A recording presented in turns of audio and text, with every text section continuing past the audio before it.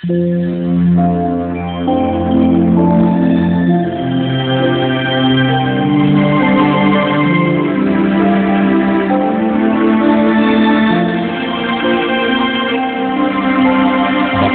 ang bumabasa at ang nangakikinig ng mga salita ng hula at tumutupad ng mga bagay na nangasusulat doon, sapagkat ang panahoy malapit na.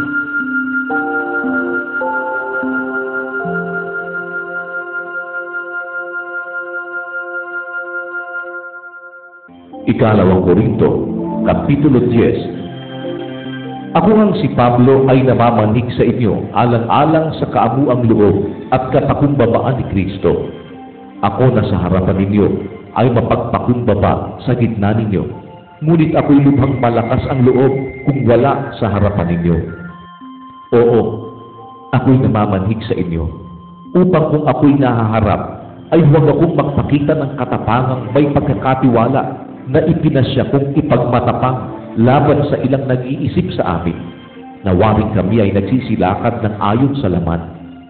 Sapagkat bagaman kami ay nagsisilakad sa laman, ay hindi kami nangakikipagbakang ayon sa laman, sapagkat ang mga sandata ng aming pakikilaban ay hindi ukol sa laman, kundi sa harapan ng Diyos ay may kapangyarihang gumiba ng mga utak, na siya rin gumigiba ng mga maling haka at ng bawat bagay na matayog na nagmamataas laban sa karunungan ng Diyos at bumibihag sa lahat ng pag-iisip sa pagtalima kay Kristo at nangahahanda upang maghiganti sa lahat ng pagsuway kung maganap na ang inyong pagtalima. Minamasdan ninyo ang mga bagay na nahaharap sa inyong mukha.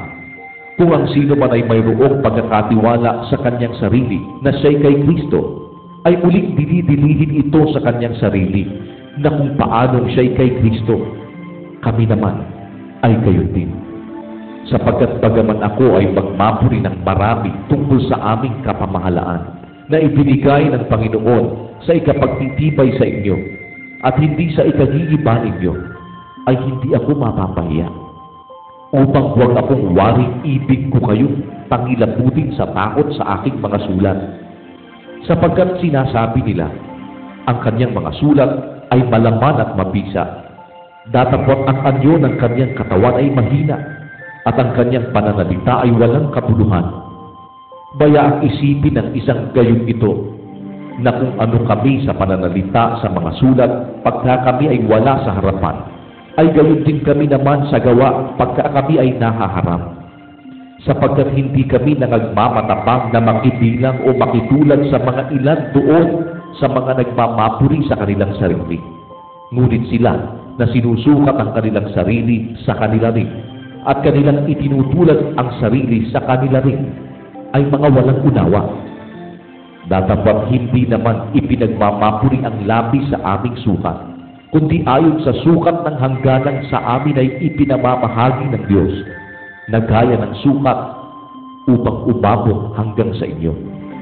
Sapagkat hindi kami nagsisilagpas ng higit, na waring hindi na namin kayo aabutin, sapagkat hanggang sa inyo naman ay nagsirating kami sa Ebanghelyo ni Kristo, na hindi namin ipinagmamapuri ang labis sa aming sukat, sa makatuwid bagay ang mga gawa ng ibang mga tao, kundi yamang may pag-asa na ayon sa paglago ng inyong pananampalataya, kami pupurihin sa inyo ayon sa aming hangganan sa lalong kasaganaan, upang ipangaral ang Ebanghelyo sa mga dako paroon ng lupain ninyo, at huwag kaming magmapuri sa hangganan ng iba tungkol sa mga bagay na nangahahanda na sa amin. Datapwat ang nagmamapuri ay magmapuri sa Panginoon, sapagkat hindi subok ang nagtatagubilin sa kanyang sarili, kundi ang ipinagtatagubilin ng Panginoon.